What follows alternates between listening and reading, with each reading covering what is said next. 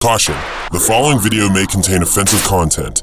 Viewer discretion is advised, especially among children, family members, and future employers. Enjoy.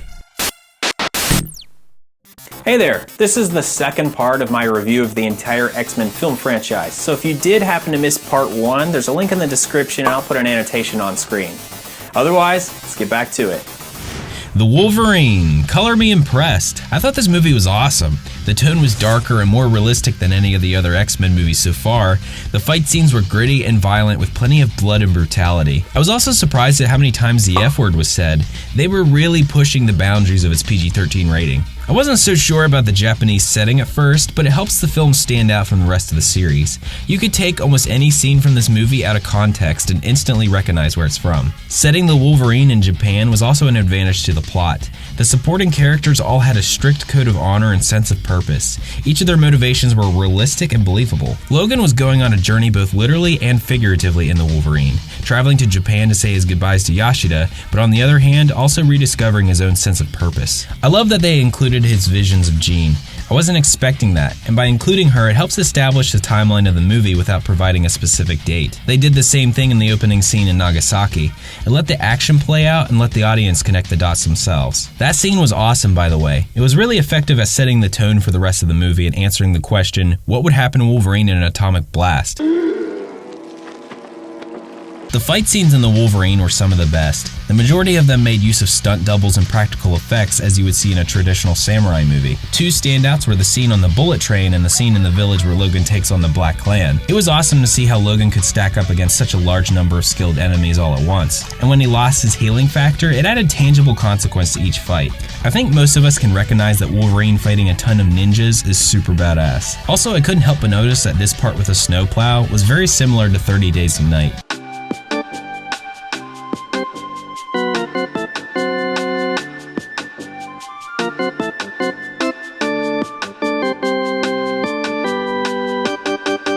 Funny coincidence that William Stryker's in that movie. I feel that Yukio was just included as an excuse to have more traditional Japanese swordplay, but hey, I'm not complaining. The fight scene between Wolverine and Shinjin was probably the best in the movie.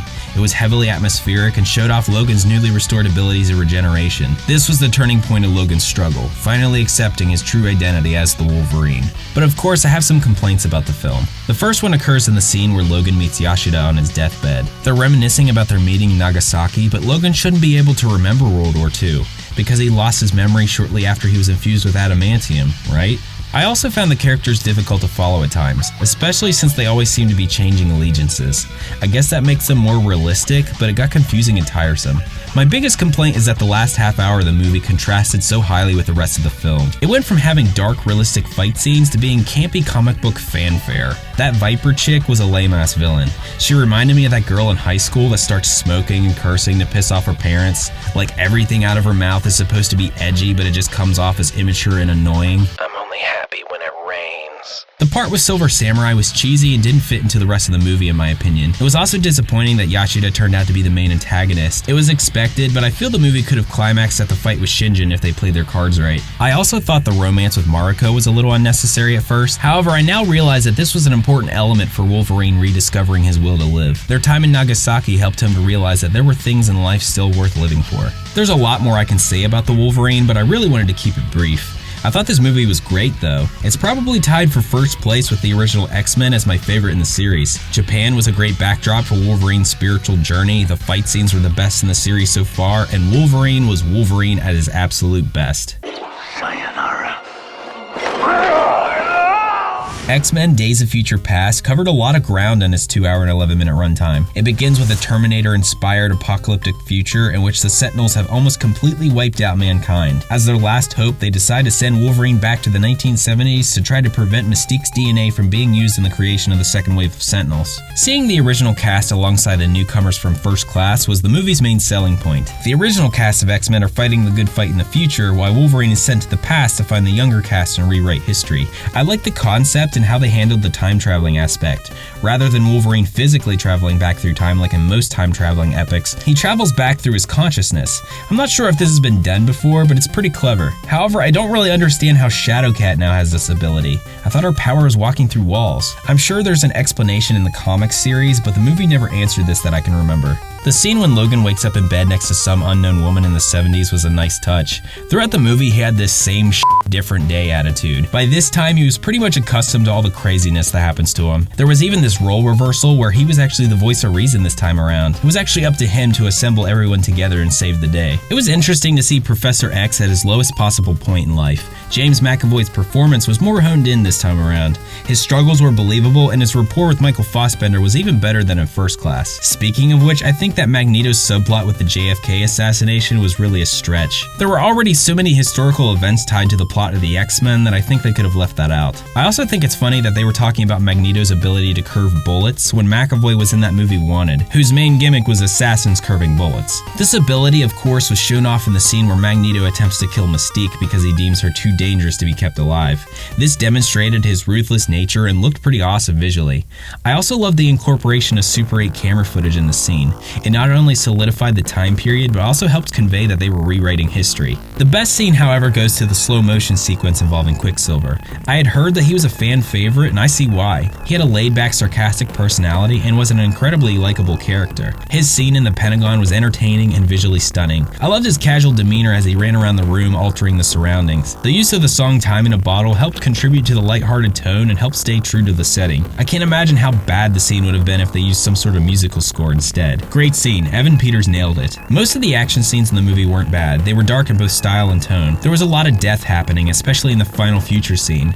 However, I didn't feel the weight of those scenes because I already knew they were going to be able to rewrite history and that everybody would survive in the long run. Not to mention that the majority of X-Men in those battles were new characters I had no investment in. The worst action scenes involved the original Sentinels. I was happy that they resembled the Sentinels in the cartoon series, but visually I thought they kind of looked like crap. I thought the CGI could have used a little more polish. Also, I thought it was stupid that Magneto could control them. I understand that he infused them with metal from the railroad tracks in that one scene, but that wouldn't affect their programming. He could move them physically, but he couldn't just change their prime directive to target people. Whatever, I guess.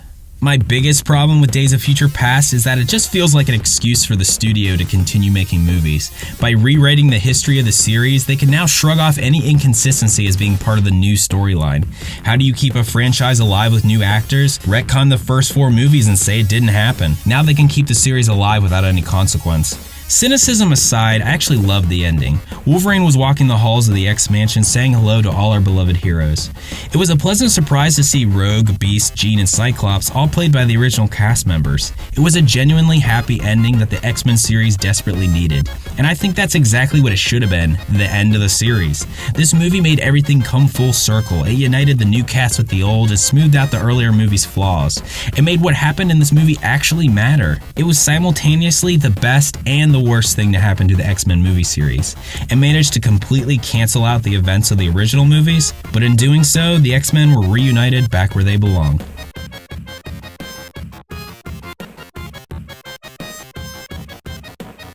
Okay, so I know that Deadpool is technically part of the X-Men cinematic universe, so I'm going to briefly go over it, but I'm not going to go as in-depth as I did with the other movies. I actually saw Deadpool when it first came out. It was okay. It was nice to have a proper rated R superhero movie, but I don't think it was as amazing as everyone was going on about. The action scenes were good and the humor was pretty funny for the most part. There were a few fourth wall breaking jokes that actually made me chuckle out loud. Let us go talk to the professor. McAvoy or Stewart? These timelines are so confusing. However, I can't help but feel that the movie is pandering to a certain audience. I've noticed avid Deadpool fans are usually obnoxious assholes who never shut up about it. I mean, yeah, he's funny, he's pretty cool, I guess, but there's only so many times I can see a high school dropout in trip pants going on about Deadpool before my eyes permanently roll back into my skull. I've even heard people saying that it was the best superhero movie ever made. I'm sorry, but that's just not true. I mean, it's good, but it's not that f***ing good. All in all, I thought it was a fun movie. I'm glad they brought Ryan Reynolds back. The action was good, the humor was pretty funny, and it ticked all the boxes for the most part. I just think that the hype for this is somewhat unwarranted. But hey, that's just my opinion. I remember getting invested in the Apocalypse timeline in one of the X-Men cartoons as a kid, and I always thought it would be really cool to have him in one of the movies. However, I can't shake the feeling that X-Men Apocalypse is just covering the same familiar ground. New characters, origin stories, Magneto wants revenge, and once again, the X-Men save the world. This is the sort of thing I was afraid of. The movie is good technically, but it really didn't add much to the series we haven't seen before. It mostly had a been there, done that feeling. This time around, it introduced a lot of our beloved X-Men as teenagers. It sort of gave me flashbacks to watching X-Men Evolution as a kid. Initially, I was annoyed that Sansa from Game of Thrones was playing Jean, but I actually ended up not minding her that much. She was a decent fit. There was a scene in which she was wearing this incredibly 80s green blazer, and it felt like a callback to her character design from the comics. Cyclops was okay, but he was whining most of the time. He was all like, "Boo-hoo, I can't see. Boo-hoo, my brother's dead." Enough already. They also introduced a teenage Nightcrawler in this one. I remember hearing people complaining about him when this first came out, and I seriously don't get it. What's wrong with him? I thought he was awesome. By the way, did you know he's played by that little kid from The Road? Crazy, right? And of course there was Angel, Psylocke, who I was surprised to see played by Olivia Munn, and Storm. The actress playing Storm looked the part, but I didn't really like seeing her traveling around with the baddies and battling the X-Men. Once again, the Magneto scenes were pretty good. I like seeing him in Poland working as a factory worker and providing for his family. However, as soon as they showed he had a wife and child, I instantly knew they were gonna die. I mean, what else is gonna motivate him to be the bad guy again? It's pretty obvious. That scene in the woods was actually really powerful. It was moving and tragic. It didn't really go overboard, but it was better for that reason. It was matter of fact, but powerful enough to convey the anguish taking place. Although I feel that Magneto should have been the one to slaughter the factory workers. He gave that awesome monologue, then Apocalypse just shows up and does it for him. That's a bummer. It would have been really cool to see his rage unleashed in such a cool setting. Once again, the best action sequence goes to Quicksilver. They took his high-speed scene from Days of Future Past and improved it. It had stunning visual effects and the right blend of comedy and subtle 80s references. Scenes such as this one instill a sense of hope in me for the state of modern filmmaking. It was just good fun. The setting was handled pretty well for the most part. A lot of the characters were dressed in 80s attire, but none of it felt forced. I always believe subtlety is the key in attempting to come off as genuine. Some of the characters were even stylized similar to their comic book counterparts. This, combined with the 80s setting, made Apocalypse feel like a true X-Men movie in some respects. However, it's incredibly hard to believe that this movie was supposed to take place 20 years after First Class. I understand that there isn't much to really make the cast members look older, but it is a minor annoyance. Speaking of people who never age, they managed to force in a Wolverine cameo. It wasn't necessary, but it was entertaining. He had that Weapon X helmet thing from the comics and was even rocking the X mullet. Everything else is an X, so why not coin the term X mullet? This scene didn't hold a candle to his best scenes in the Wolverine, but it was violent, action-packed Wolverine goodness. This is closer to what we should have seen in the Weapon X sequence in X-Men Origins. I was surprised by his interaction with Jean. They've obviously had a history in the past movies, but this was different since he was technically meeting her for the first time. Using her powers, she was able to help him remember his name and calm him down a little bit before he ran off. Perhaps this is part of the reason Logan is so drawn to Jean in the first place, a mental connection established between the two of them long ago. The Wolverine portion of the movie was definitely fan service, but I think they handled it in a respectable fashion. Similar to Days of Future Past, Apocalypse covered a lot of ground, and unfortunately, I watched them back to back to quickly finish this review. As a result, the events of both movies sort of run together in my mind. I remember feeling underwhelmed after watching this, but as I wrote this review, I began remembering parts I really liked. I'll definitely have to watch it again to fully develop my opinions. As of right now, I feel X-Men Apocalypse serves more as a reason to continue calling back to material fans are already familiar with. It just seems like another addition to the series that doesn't really offer any new ideas. However, I'll have to give it another watch before I'm definite in my opinions. So I guess those were my thoughts on each of the X-Men movies.